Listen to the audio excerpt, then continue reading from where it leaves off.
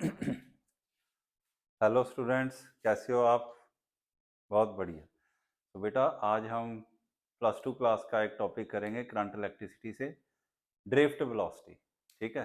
तो drift velocity of electrons क्या होती है, इसका रिलेशन कैसे ड्राइव किया जाता है, ठीक है, और इसका करंट के साथ क्या रिलेशन होता है, ये सारी बातें आज हम करेंगे।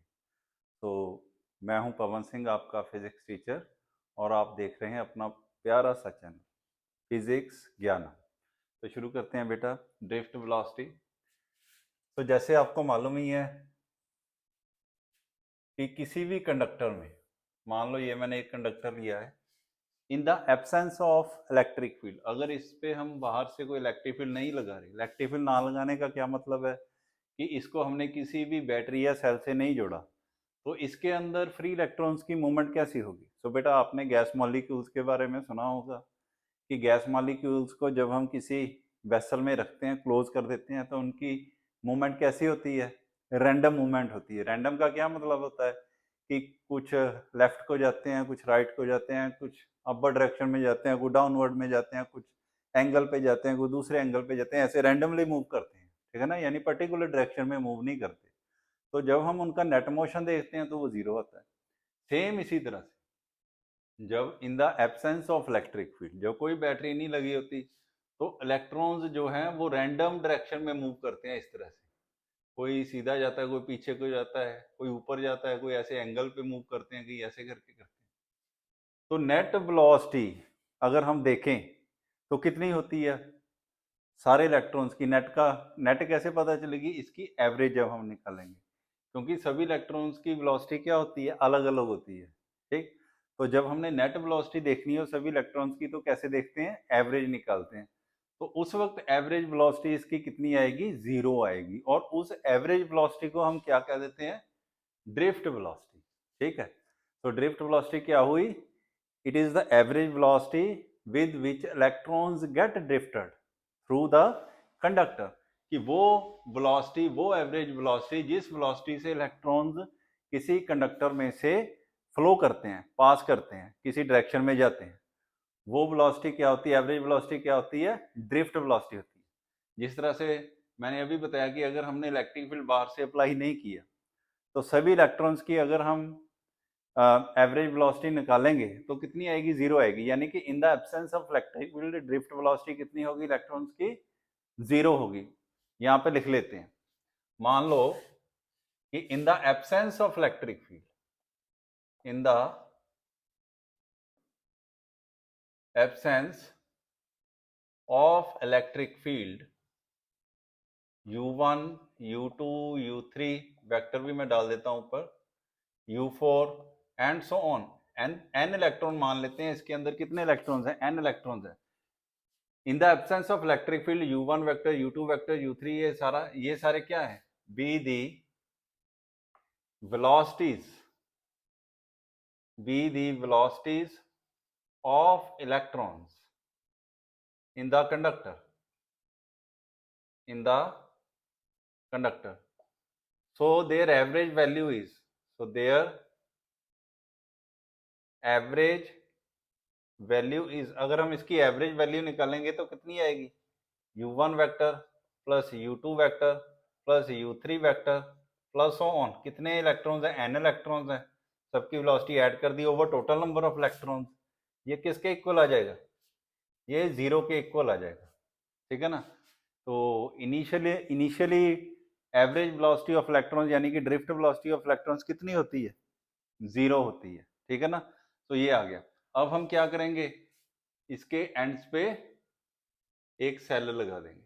ये सेल लगा दिया। ये सेल क्या करेगा? इस पे इलेक्ट्रिक फील्ड गाएगा इलेक्ट्रॉन्स पे। हाँ, आपको मालूम ही है इलेक्ट्रिक फील्ड किधर से किधर को लगता है? किधर से किधर को लगता है? पॉजिटिव से नेगेटिव टर्मिनल की ओर लगता है। यानी कि इस तरफ को फोर्स लगेगी। तो जब इस तरफ को सभी इलेक्ट्रॉन्स पे फोर्स लगेगी, तो इलेक्ट्रॉन्स जो है इस तरफ को मूव करना शुरू करेंगे। ठीक है ना। तो इलेक्ट्रॉन्स पे फोर्स लगेगी, इलेक्ट्रॉन्स जो है वो मूव करना शुरू करेंगे। अब देखो कि फोर्स कितनी लगती है? क्यू इंटू ई। मान लो किसी कोई चार्ज है, उसे हमने ई इलेक्ट्रिक फील्ड में रखा, तो फोर्स कितनी लगेगी उस पर? क्यू इंटू ई, मगर अगर चार्ज नेगेटिव हुआ फिर minus Q into E vector हम लेते हैं, तब फोर्स की डायरेक्शन क्या हो जाती है, चेंज हो जाती है। तो बेटा इधर भी ऐसे ही होगा। तो फोर्स की डायरेक्शन जो है, क्योंकि इलेक्ट्रॉन पे चार्ज कितना होता है, माइनस का, तो इलेक्ट्रिक फील्ड मान लो बाहर से लग रहा है ई वेक्टर, तो फोर्स लगेगी minus E into E vector, यानी कि डायरेक्शन ऑफ फोर्स क्या हो जाएगी, रिवर्स हो जाएगी चार्ज ऑफ इलेक्ट्रॉन्स के करके। तो इस डायरेक्शन में फोर्स लगेगी, तो इलेक्ट्रॉन्स फिर इसी डायरेक्शन में चलना शुरू करेंगे, ठीक है ना। तो अलग अलग वेलोसिटी से ये चलेंगे, किसी की v1 होगी, किसी की v2 होगी, किसी की v3 होगी। तो उन सभी वेलोसिटी का जब हम एवरेज निकालेंगे तो वो हमारी क्या बन जाएगी, ड्रिफ्ट वेलोसिटी बन जाएगी इलेक्ट्रॉन्स की। तो वो करेंगे हम। तो हम ड्रिफ्ट वेलोसिटी फाइंड आउट करने के लिए सभी इलेक्ट्रॉन्स की वेलोसिटी फाइंड आउट करके उनकी एवरेज निकालेंगे, ठीक है बेटा। तो सभी इलेक्ट्रॉन्स की वेलोसिटी कैसे फाइंड आउट करेंगे, उसके लिए पहले हम एक इलेक्ट्रॉन की वेलोसिटी फाइंड आउट करेंगे। तो एक इलेक्ट्रॉन की वेलोसिटी फाइंड आउट करके फिर से जनरलाइज कर देंगे बाकी इलेक्ट्रॉन्स पे भी, ठीक। तो इसमें एक बात देखने वाली है कि जब इलेक्ट्रॉन्स पे फोर्स लगती है तो वो एक्सेलरेट होते हैं। जब इलेक्ट्रॉन्स पे फोर्स लगती है इस डायरेक्शन में वो एक्सेलरेट होते हैं, मगर थोड़ी देर के लिए ही वो एक्सेलरेट हो पाते हैं। क्यों, फिर क्या होता है उन्हें, फिर बेटा ऐसे होता है कि जब इलेक्ट्रॉन्स एक्सेलरेट होते हैं तो इस कंडक्टर में मिलियंस ऑफ इलेक्ट्रॉन्स हैं और आयंस हैं। आयंस कहाँ से आ गए, क्योंकि ये फ्री इलेक्ट्रॉन्स कहाँ से आते हैं, एटम में से आते हैं। एटम में से आउटर मोस्ट इलेक्ट्रॉन्स जो है वो बाहर आ जाते हैं, तो वो फ्री बन जाते हैं। और जब इलेक्ट्रॉन एटम में से बाहर आता है तो एटम पे क्या चार्ज आ जाता है, पॉजिटिव चार्ज आ जाता है। तो तब एटम क्या बन जाता है, आयन बन जाता है। सो फ्री इलेक्ट्रॉन्स एटम में से बाहर आ जाते हैं और बहुत से ions inside the substance generate हो जाते हैं। सो ये जो इलेक्ट्रॉन्स है उन आयंस के साथ और एक दूसरे के साथ क्या करते हैं, कोलाइड करते हैं। सो ये थोड़ी देर के लिए एक्सेलरेट होता है, फिर कोलिजन करता है दूसरे आयंस के साथ या फिर इलेक्ट्रॉन के साथ। तो फिर ये दोबारा से एक्सेलरेट होता है, फिर कोलाइड करता है, फिर दोबारा से एक्सेलरेट होता है, फिर कोलाइड करता है। तो ये कहने का मतलब है कि बड़ी थोड़ी देर के लिए ये एक्सेलरेट होता है। तो जिस टाइम के लिए एक्सेलरेट होता है उस टाइम को हम कहते हैं रिलैक्सेशन टाइम, उसे टाउ से रिप्रेजेंट करते हैं। क्या बोल देते हैं, रिलैक्सेशन टाइम। तो जितने टाइम के लिए इलेक्ट्रॉन एक्सेलरेट होता है उसे क्या कह देते हैं, रिलैक्सेशन टाइम। इसे और क्या कहते हैं, टाइम बिटवीन टू कोलिजन। देखो एक कोलिजन यहाँ पे हुआ, एक आगे हुआ, दोनों के बीच में ये जो जितनी देर फ्री रहा उसे हम क्या कहेंगे, रिलैक्सेशन टाइम। जैसे देखो एक कोलिजन यहाँ पे हुआ, एक कोलिजन यहाँ पे आके हुआ, तो दोनों के बीच कितना टाइम है, यानी कि दोनों के बीच में जितना टाइम है उतनी देर इलेक्ट्रॉन फ्री रहा, तो उसे हम क्या कह देंगे, रिलैक्सेशन टाइम बोल देंगे। जितने टाइम के लिए इलेक्ट्रॉन फ्री रहा तो इतने टाइम के लिए एक्सेलरेट होगा। तो यानी कि इनिशियल वेलोसिटी मान लो एक इलेक्ट्रॉन लेके हम आगे प्रोसीड करते हैं, इतना तो आपको मालूम पड़ गया। अभी मैंने आपको क्या बताया, सो बेटा अभी तक हमने ये पढ़ा कि इलेक्ट्रॉन्स की जो वेलोसिटी होती है कंडक्टर के अंदर, in the absence of electric field वो रैंडमली मूव करते हैं और नेट वेलोसिटी कितनी हो जाती है, जीरो होती है, ये मैं लिखी हुई है। मगर जब हम इलेक्ट्रिक फील्ड लगा देते हैं किसी कंडक्टर पे तो इलेक्ट्रॉन्स फिर पर्टिकुलर डायरेक्शन में एक्सेलरेट होते हैं, उन पे फोर्स लगती है, मगर एक्सेलरेट वो थोड़ी देर के लिए होते हैं क्योंकि फिर वो कोलाइड कर जाते हैं, ठीक है ना।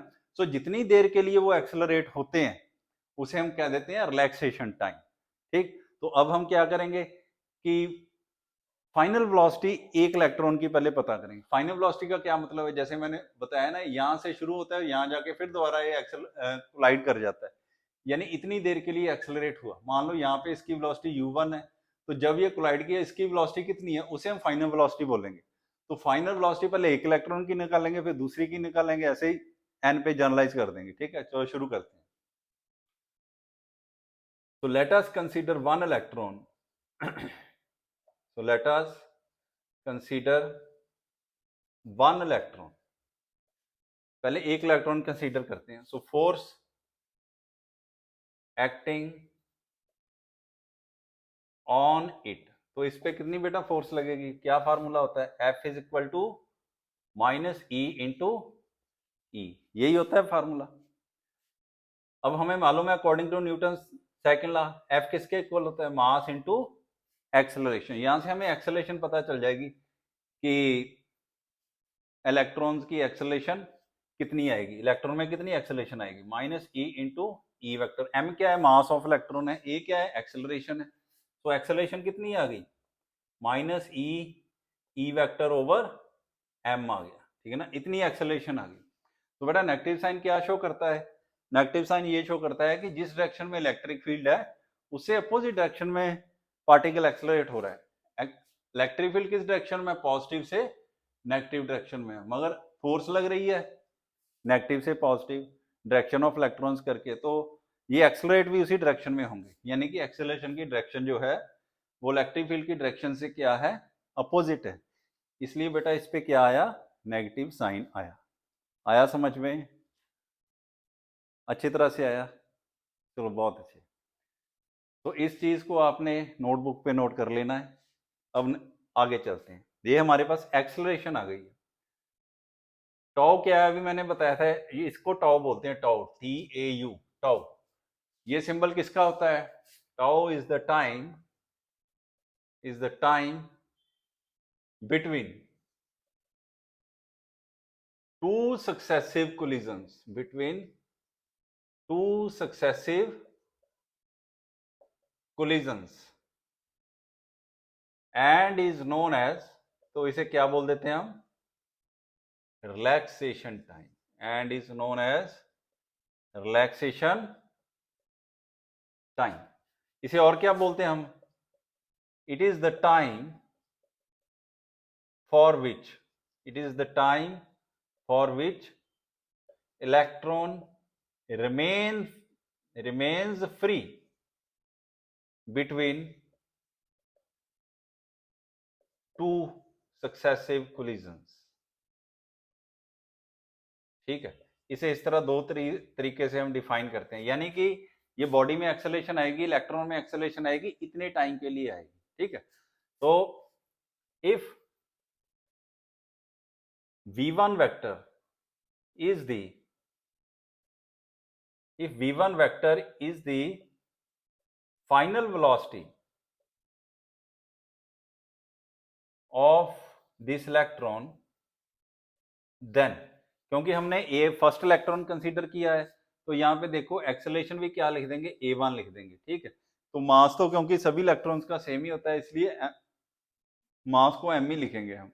चार्ज भी सेम ही होता है सभी इलेक्ट्रॉन पे, और इलेक्ट्रिक फील्ड भी सेम लग रहा है, इसलिए बाकी सिंबल हम सेम रखेंगे, सिर्फ एक्सेलरेशन पे a1 लिखेंगे, ठीक है। सो ये मैंने लिख दिया, अब नोट कर लो इसे, फिर नेक्स्ट करते हैं।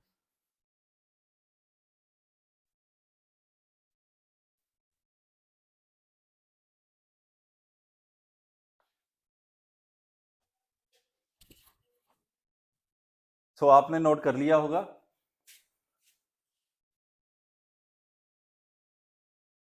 अब नेक्स्ट करते हैं।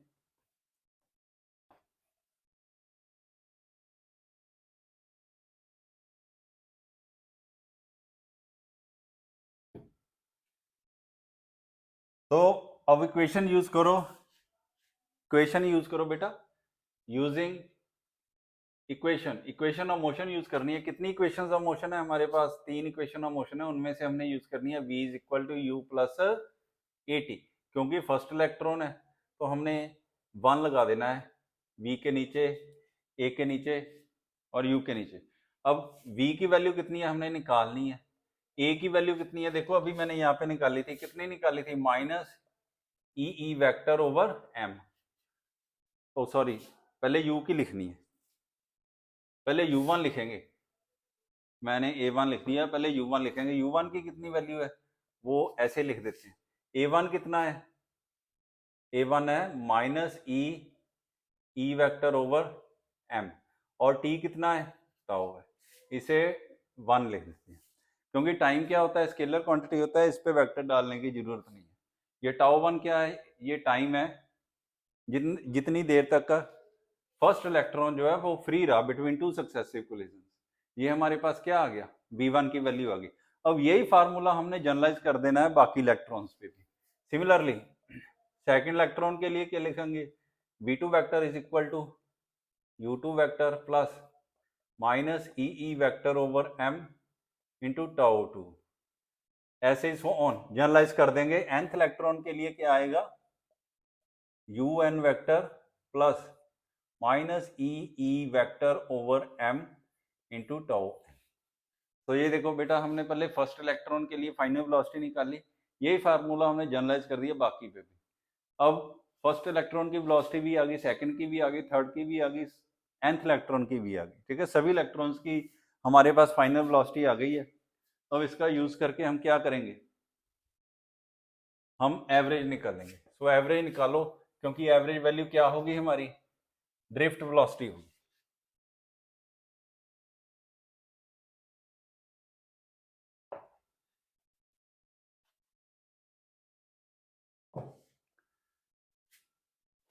सो लिखो फिर, so average of all these velocities, of all these velocities is कितनी होगी, ड्रिफ्ट वेलोसिटी के इक्वल होगी। इसे मैं vd लिख देता हूँ। किसके इक्वल होगी, v1 vector plus v2 vector plus v3 vector plus on plus vn vector over n लिख देंगे। अब वैल्यू भर दो। v1 की कितनी वैल्यू है, ये देखो, ये लिखिए u1 vector plus minus e vector over m into tau one. ऐसे ही v2 की वैल्यू लिखो, कितनी आएगी, u2 plus minus e over m over tau two plus on, ऐसे बाकियों की लिख देनी है। और नीचे क्या आ जाएगा, n आ जाएगा। ये देखो, u1 u2 u3 आगे u3 होगा, फिर u4 होगा, इनको एक तरफ लिख लो। हमारा आ जाएगा u1 vector plus u2 vector plus u3 vector plus on. ठीक है, और ये वाली जो टर्म है minus e over m into tau one tau two है, ये अलग लिख लेनी। इन सब में देखो, ऐसी टर्म्स में, इन सब टर्म्स में माइनस ई ओवर एम क्या है, कॉमन है। तो माइनस ई ओवर एम मैं बाहर निकाल लेता हूँ, बाकी क्या हो जाएगा, ऐड हो जाएगा। Tau one vector plus tau two vector plus tau three vector plus on, और सबके नीचे क्या आ जाएगा, एन आ जाएगा। अब एन को मैं डिस्ट्रीब्यूट कर दूंगा, जैसे आपको मालूम ही है, a plus b over two हो, अगर इसे क्या लिख सकते हैं हम, a के ओवर टू प्लस बी के ओवर टू, यानी टू को मैंने डिस्ट्रीब्यूट कर दिया दोनों में। ऐसे ही n को डिस्ट्रीब्यूट करना है u1 plus u2 plus u3 में, और बाकी ये जो टर्म है इसमें डिस्ट्रीब्यूट कर दो, देखो क्या बनता है।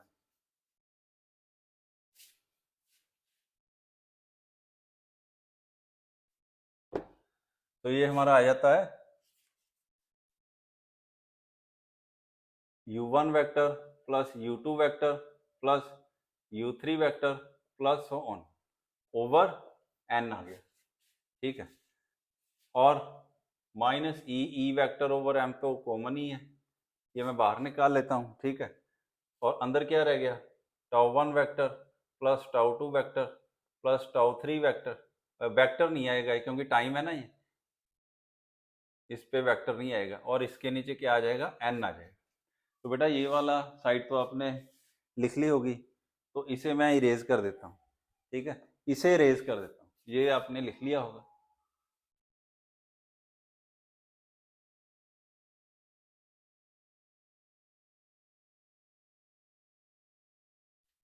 ये आ गया हमारे पास। अब देखो, एक नंबर इक्वेशन को देखो, फर्स्ट इक्वेशन को, वहां पे मैंने क्या लिखा था, ये वाली जो टर्म है ये क्या है, ये average velocity of all the electrons before applying electric field है। ये है, ये किसके इक्वल थी, जीरो के इक्वल। एक नंबर इक्वेशन देखो, वो यही रिजल्ट बनता है। और आगे हमारा क्या बच गया, minus e vector over m tau one plus tau two plus tau three plus on n तक गया ये ओवर एन। तो ये क्या बन गया, ये बन गया average of all the relaxation time. Average of all the relaxation time हम कितनी लिख लेंगे, टाउ के इक्वल लिख लेंगे, और ये हमारा आ जाएगा minus e vector over m into tau. इधर मैं लिख देता हूँ वेयर टाउ क्या है, ये है tau one plus tau two plus tau three plus on over n. Average relaxation time बोल देंगे इन्हें, इसे हम एवरेज रिलैक्सेशन टाइम। तो बेटा ये जो फार्मूला हमारा बना है, ये बना है ड्रिफ्ट वेलोसिटी ऑफ इलेक्ट्रॉन्स का, ड्रिफ्ट वेलोसिटी ऑफ इलेक्ट्रॉन। तो ड्रिफ्ट वेलोसिटी ऑफ इलेक्ट्रॉन क्या है? It is the average velocity, it is the average velocity with which electrons get drifted, electrons get drifted cross the conductor, cross the conductor in the presence of electric field, in the presence of electric field। तो ये हमारी drift velocity का relation बन गया, और ये इसका definition हो गई, इसकी स्टेटमेंट हो गई है। तो बेटा इस तरह से ड्रिफ्ट वेलोसिटी हम फिर निकाल लेते हैं। ओके, तो ड्रिफ्ट वेलोसिटी क्या हुई? आपने सारी डिस्कशन देखी है, सिंपल था कि ड्रिफ्ट वेलोसिटी होती है कि average velocity with which electrons get drifted through the conductor, जिस एवरेज वेलोसिटी से सभी इलेक्ट्रॉन्स मूव करते हैं कंडक्टर में से। आपको तो मालूम ही है, जब in the absence of electric field net velocity zero होती है, इसका मतलब ड्रिफ्ट वेलोसिटी जीरो होगी in the absence of electric field. तो जब हम इलेक्ट्रिक फील्ड लगाएंगे तब होगी ड्रिफ्ट वेलोसिटी, उस वक्त ड्रिफ्ट वेलोसिटी की वैल्यू नॉन जीरो होगी। तो वो नॉन जीरो वैल्यू किसके इक्वल होगी?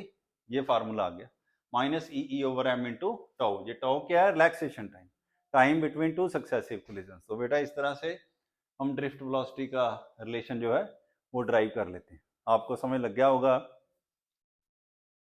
नहीं लगा तो देख लो, फिर एक कान के नीचे पड़ेगी। ध्यान से देख लो इसे, कोई बात नहीं बेटा, मजाक कर रहा हूँ। तो इसे ध्यान से देखना, एक एक स्टेप मैंने आपको समझाया है, कोई मुश्किल नहीं है। तो नेक्स्ट हम इसका रिलेशन करेंगे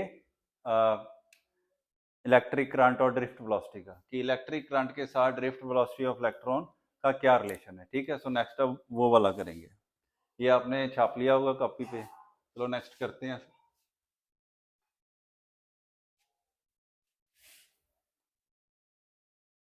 तो अब हम रिलेशन ड्राइव करेंगे, तो इसके रिलेशन में भी इसकी डेफिनेशन यूज होगी। ठीक है, तो अगर ये आपको समझ लगा है जो अभी मैंने किया था, तो नेक्स्ट भी सिंपल है। तो शुरू करते हैं। फिर क्या करेंगे? हम रिलेशन ड्राइव करेंगे, relation between drift velocity, relation between drift velocity and electric current, and electric current. तो ये हम करेंगे। तो इसके लिए भी मैं एक कंडक्टर कंसीडर कर लेता हूं। ठीक है ना, ये कोई कंडक्टर है, इसको किसी सेल से जोड़ दिया, इस पर इलेक्ट्रिक फील्ड लगेगा, इलेक्ट्रॉन्स मूव करेंगे एक पर्टिकुलर डायरेक्शन में। मान लेते हैं इसकी लेंथ जो है वो L है, और इसका एरिया ऑफ क्रॉस सेक्शन ये A है। ठीक है ना, तो इसमें N क्या है? ये है number of electrons, number of electrons per unit volume, number of electrons per unit volume है इस कंडक्टर के अंदर। ठीक है, तो इसके अंदर टोटल चार्ज कितना होगा? तो total charge inside the conductor, total charge कितना होगा इस कंडक्टर में जिसकी लेंथ L है? कितना चार्ज होगा? अब मालूम है हमें कि एक इलेक्ट्रॉन पे कितना चार्ज है? E है। इसके अंदर कितने इलेक्ट्रॉन्स है? N into AL। ठीक है ना, N इंटू AL कैसे आ गया? N क्या है? Number of electron unit volume में कितने, तो इसका वॉल्यूम कितना है? Area into length. ठीक है ना, यूनिट वॉल्यूम में N इलेक्ट्रॉन्स है, तो इतने वॉल्यूम में कितने होंगे? कितने होंगे वो हम फिर लिख लेंगे, N is equal to N into AL लिख लेंगे। ठीक है ना, यूनिट वॉल्यूम में तो N है, तो इतने वॉल्यूम में कितने होंगे? तो जितने यूनिट वॉल्यूम में है उसको वॉल्यूम से मल्टीप्लाई कर देंगे। जितने number of electron unit volume में हैं उसको वॉल्यूम से मल्टीप्लाई कर देंगे, तो क्या आ जाएगा? Total number of electrons in a given conductor. ठीक है, तो ये आ गया। तो इतने नंबर ऑफ इलेक्ट्रॉन है। अब एक इलेक्ट्रॉन पे चार्ज कितना है? E है। तो टोटल चार्ज कितना होगा? जितने नंबर ऑफ इलेक्ट्रॉन्स हैं उनको एक इलेक्ट्रॉन के चार्ज से मल्टीप्लाई कर देंगे, तो टोटल चार्ज आ जाएगा किसके अंदर? कंडक्टर के अंदर आ जाएगा। ठीक है, यहाँ पे हमने मैग्नीट्यूड लिया है डायरेक्शन नहीं कंसीडर की, ये क्यू आ गया। अब मान लेते हैं let VD is the drift velocity, VD is the drift velocity of electrons, यानी कि सभी इलेक्ट्रॉन की एवरेज वेलोसिटी क्या है, VD है। तो हमें मालूम ही है वेलोसिटी किसके इक्वल होती है, distance over displacement over time. तो यहां से यहां तक जब इलेक्ट्रॉन सारे जाएंगे तो कितना डिस्प्लेसमेंट तय करेंगे, L। टाइम कितना लगेगा उन्हें, टाइम मान लेते हैं T लगता है, ठीक है। सो T की वैल्यू किसके इक्वल आ जाएगी, T की वैल्यू इक्वल आ जाएगी L ओवर VD के इक्वल आ जाएगी, ठीक है। अब इतने N इलेक्ट्रॉन इसमें से मूव करेंगे तो T टाइम में बहुत सारे इलेक्ट्रॉन इसमें से मूव करेंगे, ठीक है। तो कितना चार्ज फ्लो होगा वो तो हमने लिखा है, तो करंट कितना फ्लो होगा वो हम लिखेंगे। करंट फ्लो कितना आएगा, Q ओवर T के इक्वल आएगा। T टाइम में N इलेक्ट्रॉन इसमें से मूव करते हैं, ठीक है ना, इतने इलेक्ट्रॉन्स मूव करते हैं इतने, ठीक है। तो